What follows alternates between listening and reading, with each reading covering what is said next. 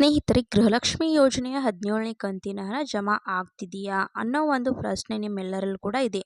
ಎಲ್ಲರಿಗೂ ನಿನ್ನೆಯಿಂದನೇ ಕೂಡ ಹಣ ಜಮಾ ಆಗಿದೆ, ಮೊನ್ನೆ ಕೂಡ ಹಣ ಜಮಾ ಆಗಿದೆ, ಮತ್ತು ಇವತ್ತು ಕೂಡ ಹಣ ಜಮಾ ಆಗ್ತಾ ಇದೆ. ಅಂದರೆ ಗೃಹಲಕ್ಷ್ಮಿ ಯೋಜನೆಯ 17ನೇ ಕಂತಿನ ಹಣ ಸ್ನೇಹಿತರೆ ಯಾವ್ಯಾವ ಜಿಲ್ಲೆಗಳಿಗೆ ಬರುತ್ತಿದೆ ಏನು ಅನ್ನೋವಂಥದ್ದನ್ನು ಸಂಪೂರ್ಣವಾದ ಮಾಹಿತಿಯನ್ನು ಈ ಒಂದು ವಿಡಿಯೋದಲ್ಲಿ ತಿಳಿಸ್ಕೊಡುತ್ತೇನೆ. ವಿಡಿಯೋನ ಸ್ಕಿಪ್ ಮಾಡದೆ ಕೊನೆವರೆಗೂ ನೋಡಿ.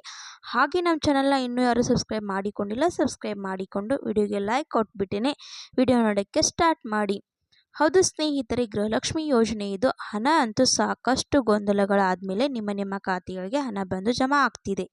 ಗೃಹಲಕ್ಷ್ಮಿ ಯೋಜನೆಯ 16 ಮತ್ತು 17ನೇ ಕಂತಿನ ಸಾಕಷ್ಟು ದಿನಗಳಿಂದ ನಿಮ್ಮ ಖಾತೆಗಳಿಗೆ ಬಂದು ಜಮಾ ಆಗಿರಲಿಲ್ಲ.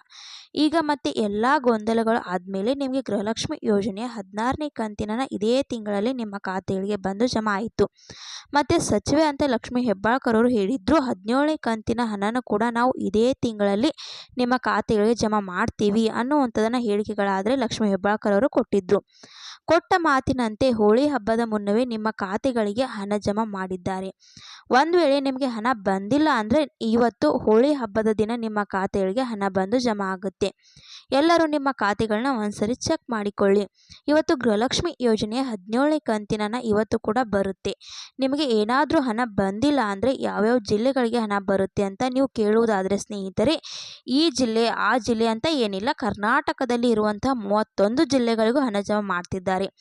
ಎಲ್ಲ ಜಿಲ್ಲೆಗಳಿಗೂ ಎಲ್ಲ ಜಿಲ್ಲೆಯ ಫಲಾನುಭವಿಗಳಿಗೂ ಹಣ ಬಂದು ಜಮಾ ಆಗ್ತಾ ಇದೆ.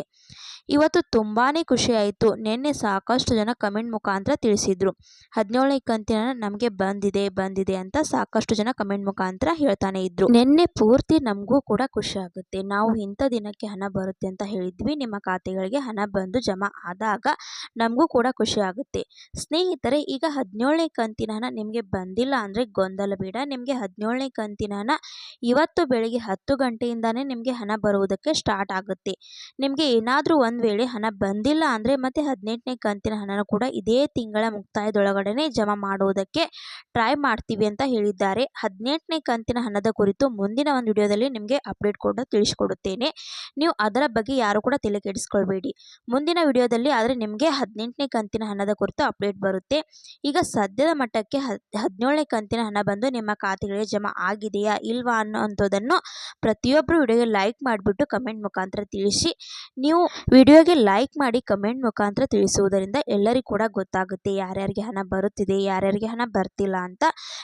ನೀವು ಪ್ರತಿಯೊಬ್ಬರು ವಿಡಿಯೋಗೆ ಲೈಕ್ ಮಾಡಿಬಿಟ್ಟು ಕಮೆಂಟ್ ಮುಖಾಂತರ ಹಣ ಬಂದಿದ್ರೆ ಬಂದಿದೆ ಅಂತ ಹೇಳಿ, ಬಂದಿಲ್ಲ ಅಂದರೆ ಬಂದಿಲ್ಲ ಅಂತ ಹೇಳಿ.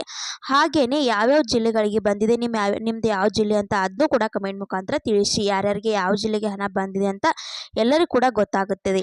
ಈ ರೀತಿ ಅಂತ ಗೃಹಲಕ್ಷ್ಮಿ ಬಗ್ಗೆ ಅಪ್ಡೇಟ್ಸ್ ಬಂದಿತ್ತು, ತಿಳಿಸ್ಕೊಡೋಣ ಅಂತ ವಿಡಿಯೋ ಮಾಡಿದ್ದೆ. ವಿಡಿಯೋ ಇಷ್ಟ ಆದರೆ ಲೈಕ್ ಮಾಡಿ, ಶೇರ್ ಮಾಡಿ, ಸಬ್ಸ್ಕ್ರೈಬ್ ಮಾಡಿ ಅಂತ ಹೇಳ್ತಾ ಮತ್ತೆ ಮುಂದಿನ ಮಾಹಿತಿಯೊಂದಿಗೆ ಸಿಗೋಣ.